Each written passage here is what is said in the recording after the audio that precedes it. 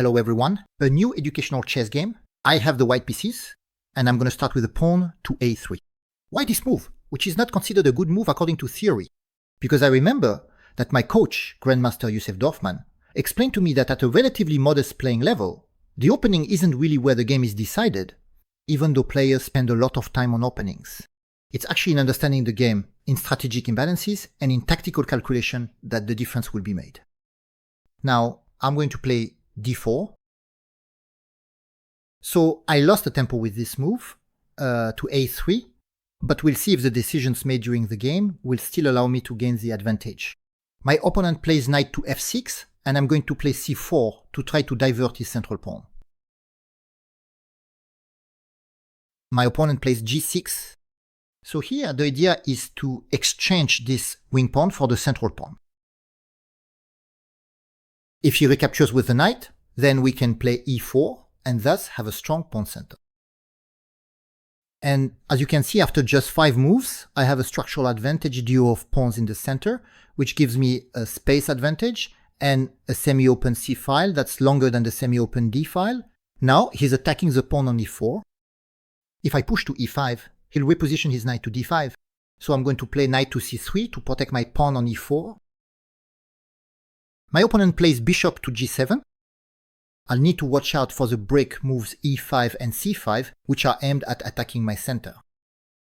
But for now, both of those moves would simply lose him a pawn. So I'll continue developing my pieces.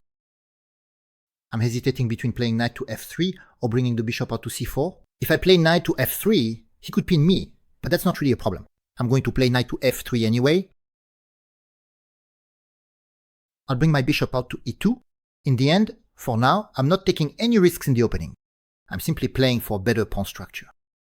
And you can see that the move a3 hasn't been a disadvantage for me at all so far. I have good development, even though he castled first. I have a better center, a space advantage, and a semi-open c file that's longer than his. So he's going to have to start thinking about how to change things, because he can't just accept having given me all these advantages and keep developing while letting me keep them, since I'll just consolidate and exploit these advantages later on. There we go. He plays bishop to g4. So his idea is maybe at some point to exchange the bishop for the knight. I could play h3, since he can't retreat to h5 because of the g4 push. But by coming to g4, he intends to take my knight on f3 sooner or later anyway. For now, I'm not going to waste a tempo playing h3, instead I'll play bishop to e3, especially since this move will help me fight against the c5 push, because my opponent always needs to try to play c5 or e5 to put pressure on my center, but he plays c6, you see, so he doesn't get it. He's playing this position passively. He's not trying to change the favorable elements he's given me. Alright, I'll just castle. My opponent plays knight to d7. Now the knight is going to support the e5 push. He's going to try to take my knight on f3, and after I recapture with the bishop, this time he'll be able to play e5. And after the capture, the knight will be able to recapture, possibly leading to a queen exchange. I can accept that because, after all, I'll have the pair of bishops in an open position, in a structure where the pawn formation is quite dynamic going into the endgame. So it's perfectly fine to accept that. I'm also considering queen to b3 to free up the d1 square, so I could possibly put a rook on d1. That way it would neutralize the e5 push, because if there's a capture, the knight wouldn't be able to recapture due to the rook and queen being lined up. So queen to b3 could be interesting for me, and queen to c2 as well. I'm simply going to play queen to c2 in this position. I'm connecting my rooks, freeing up the d1 square for them, and I'll see if he wants to change the position with that bishop for knight exchange and the e5 push afterwards. For now, the c5 push is being held back. Both the pawn and the bishop are controlling it. On top of that, I could play b4 to further control the c5 square, since he's playing knight to b6. Now if I push e5, the d5 square is just too well controlled for him, right? I'm going to put a rook on d1. So it's always the same problem. Which rook should I move? Should it be the f1 rook that comes to d1, or should it be the a1 rook that comes to d1? I'm going to move the f1 rook to d1 to leave the c1 square for the other rook. And in this position, development is almost complete for both sides, but I still have this pawn majority in the center and this semi-open c file, which is longer than the semi-open d file. And now, he just made an important decision. He just gave up the light squared bishop for the knight. So he gives me the pair of bishops. That means I'm supposed to try to play on the white squares, on the color of the bishop my opponent doesn't have. He plays knight to c4. He's attacking my dark squared bishop and putting pressure on b2. So here I don't want to let him take my dark squared bishop, so I'm definitely going to move my dark squared bishop. As for his knight on c4, maybe we can chase it away later by bringing the bishop to e2 or by moving my knight. We'll see what I decide to do. Maybe just play bishop to f4. There we go, I play bishop to f4. The e4 pawn is still well defended, and so is the d4 pawn. And this knight on c4, which is the most troublesome piece for now, I'm going to push it back. I don't know how yet. Should I play b3 or should I make some other moves? For example, knight to a4. That would allow my queen to attack his knight. My knight could then move to c5 to try to attack the b7 pawn. And if he plays b6 to try to control the c5 square, he'll weaken the c6 pawn. And maybe at some point there's push to e5 to open up the diagonal for my light squared bishop. With this push to e5, sometimes you can also follow up with a push to e6. To try to break through the f7 pawn, to destroy the f7 pawn and weaken my opponent's defenses along the light squared diagonal. Because I need to look for ways to destroy the b7, c6 and f7 pawns. You see all these pawns that control and defend the light squares and block the play of my light squared bishop. He moves back to b6. So here, I really don't want to play e5 because the d5 square, it attacks my bishop and I don't have time to play e6. I'm also considering the push to a4 to try to play a5 because the knight is running out of squares, but if I play a4, he'll play a5 himself, you see.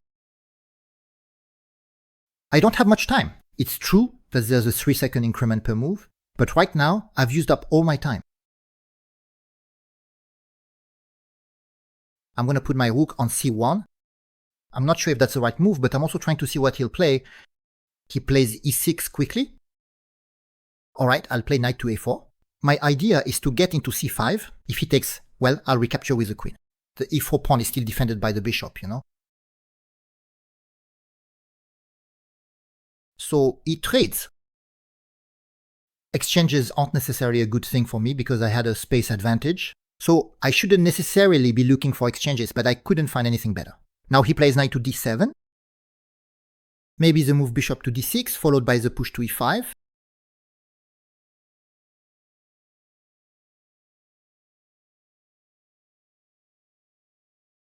Yeah, I really don't have much time, so I'll play bishop to d6, then push e5. Ah, he's attacking. I'll play queen to b4 here. If he pushes a5, I still have queen to c5. And if he plays knight to d7 after that, it'll be fine.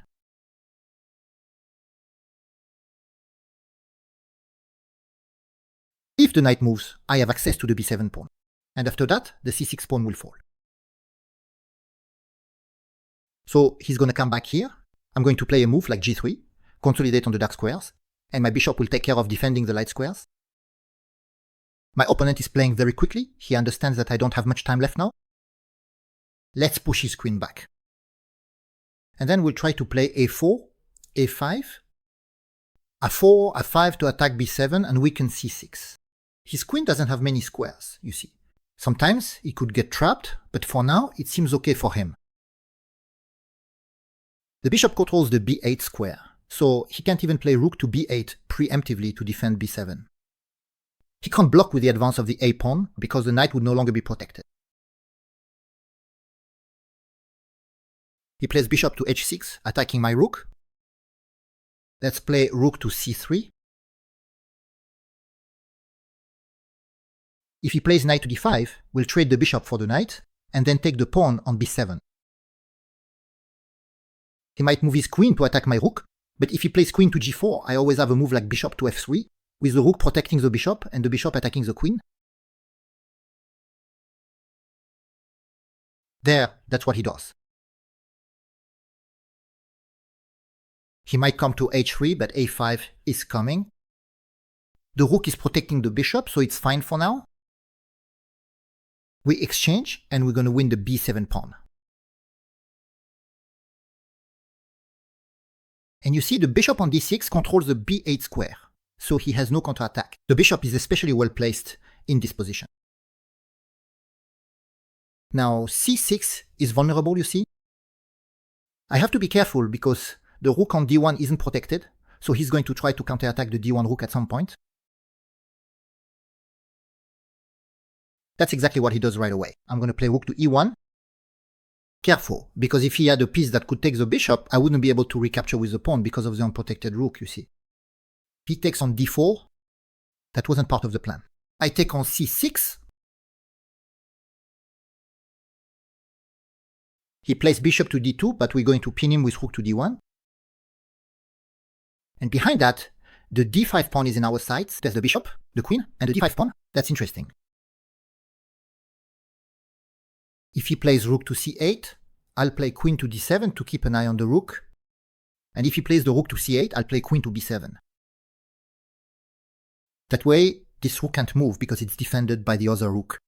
And the bishop against b8, there's still no rook to b8, you see? And now, we're threatening to take his rook on c8, by the way. The format of this game isn't ideal for commentary because it's a game where time went by very quickly. And there you go, he resigned. So why did he resign? Because I have this double attack on the rook. He can't take, otherwise he loses the rook to a check before I take the other one. And if his rook moves, for example, if it goes to e8, there will be the move rook to c2 with this double attack on the bishop, which is pinned and can be saved. So whatever happens, he's going to lose a piece in this position. We're going to analyze this game and stay with me because I missed a beautiful mating attack. Let's see if you can spot it. So I started the game with the pawn to a3. It's not meant as an insult to my opponent, nor as a provocation. The idea is simply to show that at this level of play, you don't have to know opening theory by heart. What matters is understanding strategic principles and of course having good tactical calculation skills. Yet, I often notice that amateur players, or those rated around 1700 or 1800 ELO, spend a huge amount of time studying openings, but that's not where the real difference is made. At least that's what Grandmaster Yusef Dorfman, former coach of Kasparov and my own trainer, used to tell me. So I play the pawn to a3 and wait to see what my opponent does. He puts his pawn in the center, plays d5, so I mirror him with d4. He plays knight to f6, and here I'm going to offer an exchange of the wing pawn for the central pawn. This is the first critical moment of the game. It's the first time I'm proposing a change in the position, a lasting change. And in this position he plays g6. That means he allows the possibility of exchanging the wing pawn for the central pawn. So I take advantage of it, I capture, he recaptures with his knight, and I play e4. I attack his knight. And here black is a bit in trouble, because it seems to me that my opponent is playing the Grünfeld Defense, for those who are familiar with it. Except that in the Grünfeld Defense, the pawn on a3 isn't played, and it's a knight that's on c3. So, and in that case, the black knight takes my knight on c3, the pawn recaptures, and very quickly there are moves like bishop to g7 and the push to c5 to attack the d4 pawn and open up the dark square diagonal. But here, it's going to be different because his knight is under attack and he doesn't have the option to take a knight on c3. So he has to move and he goes to f6. Now I play knight to c3 and this time the push to c5, well, all that does is give me a pawn, and on top of that I don't even have to capture after the push to c5. I can also counter push with d5 and maintain my center in this position. So he plays bishop to g7, playing as if he's in a Grünfeld defense. I play knight to f3, he castles kingside. I play bishop to e2, he plays bishop to g4, I play bishop to e3, and then he plays c6. And you can see my opponent doesn't really understand the stakes of the position, the strategic stakes, because the pawn structure that's been established, we've played less than 10 moveses in my favor. I have 5 squares of extra space on my semi-open file, and he only has 4. So I have a space advantage, and I have a central pawn duel. I have a central majority with the pawns on d4 and e4. So the structure is in my favor. He therefore needs to play dynamically to change it. But the move c6 is not a dynamic move. He's not trying to change things. He needs to prepare for breaks like c5 or e5, which he's not doing at the moment. I continue my development, I stick with my superior structural foundation, and I develop my pieces. My opponent plays knight to bd7, and now he does have a possible break though. With the c5 push, it's complicated for him because there's the d4 pawn, the bishop on e3, controlling that square, and I could even play b4 to always control the c5 square. But he's going to try to push e5. He can't do it right away because I have double control, but he can exchange the light squared bishop for the knight to make it happen. On the other hand, if he does that, he'll lose the pair of bishops, so a new imbalance will appear in the position. For me, it's about playing on the light squares. I played queen to c2 here. I hesitated with queen to b3. The computer prefers queen to b3 with the attack on b7, but anyway, I played queen to c2 here. Knight to b6 was played, so he didn't go for the line we talked about. With the exchange of the bishop, followed by the push to e5, that could have been something interesting for him, but it didn't scare me because I thought that even if those two pawns were exchanged, there would be pawn majorities on both sides. I have a majority more on the right side of the board with 4 pawns against 3, and he would have a majority with 3 pawns against 2 on the queen side. But I would have the bishop pair in a fairly flexible open position, and that's generally favorable for the bishop pair. So that didn't really worry me. In the position, he played knight to b6. So I placed my rook on d1, lining it up with his queen to counter the e5 and c5 pawn pushes. My goal, as always, is to avoid these dynamic moves to prevent the position from changing. Here, he takes my knight on f3. He wants to divert my bishop so that it no longer controls the c4 square, actually. So I recapture, and now he moves into c4, and you can see here he's looking for a dynamic move trying to change the material balance, trying to exchange pieces, wants to take my dark squared bishop. So I refuse here, I play bishop to f4, which is the best decision, and you can see the computer gives me a nice advantage even though I haven't won anything yet. But the computer gives me more than a 1-point lead. He brings his knight back to b6, I place my rook on c1, and then he plays the pawn to e6, and I didn't play very well in this position. What would you have done? I'll give you a moment to think about how you could have made progress. You can pause the video to figure out how to make progress in the position that is, how to develop, how to improve your position. So what did you come up with? Here I played knight to a4, but offering a knight exchange isn't in my favor because his knight on b6 isn't doing much, and besides, they're lacking space. So it's not a good strategy for me to trade knights. And you know what? In the game, I knew very well that it wasn't a good strategy. So why did I play it anyway? Because I was running out of time. At that point in the game, I had just over 35 seconds left, while my opponent had 4 minutes and 47 seconds. And when you're short on time, you often look for concrete lines that simplify the position, and maybe in some way, trading those knights would simplify the position and give me some mental relief. But in reality, playing knight to a4 was not the right strategy. What should I have done instead? Well, the computer suggests putting the queen on b3 to put initial pressure on the knight. Then, the idea is to play the pawn push to a4 to drive away the knight, and finally take on b7, which would then weaken the pawn on c6. And he can't play a move like rook to b8, because the bishop is controlling that square. But you might say, after a4 he could play a5. Actually, I thought about that at one point during the game, and I knew he could block me with a5.